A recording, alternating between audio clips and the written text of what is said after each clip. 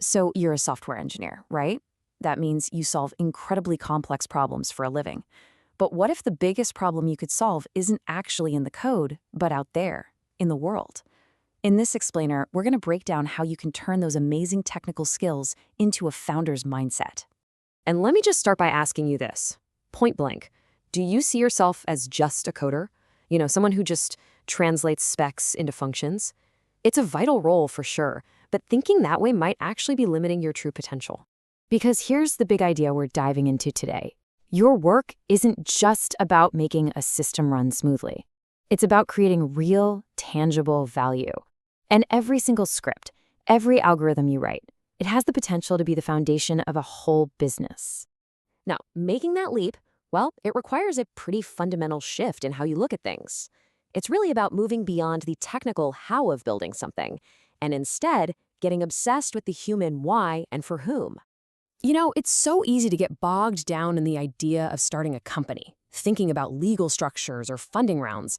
But really, at its core, entrepreneurship isn't about any of that stuff. It's a specific way of thinking, a mindset for looking at problems and seeing solutions. So, what does that mindset actually look like in practice? Well, it's really built on 4 core pillars. Let's dig in. First up, we've got innovation. And look, this isn't always about inventing some brand new world-changing technology. A lot of the time, it's just about seeing a process that's super clunky or painfully slow and realizing, hey, I can build a way better way to do that. Second, there's risk-taking. Now, this doesn't mean being reckless, not at all. It's the calculated, thoughtful decision to pour your time, your energy, and your code into an idea where the outcome isn't guaranteed. That leap of faith, that's the engine of all progress. Okay, pillar number 3 is value creation. And this one is absolutely critical. Let's be real. Technology for its own sake is just a science project. True value is created only when your solution solves a genuine, nagging problem, what we call a pain point, for a real group of people who are desperate for a fix. And the 4th pillar is scalability. This is where the real magic of software comes in. Can you build something one time that can serve 10,000 users or even 1,000,000 without your costs and your effort just exploding? That's the holy grail. The cool thing is, these 4 pillars, they're not just some high-level business theory. They connect directly to the skills you already have as an engineer. It's all about applying the logic you already know, just with a new set of rules. This slide right here highlights the core mindset shift perfectly. As an engineer, your first question is almost always, can I build this? But the entrepreneur starts from a totally different place.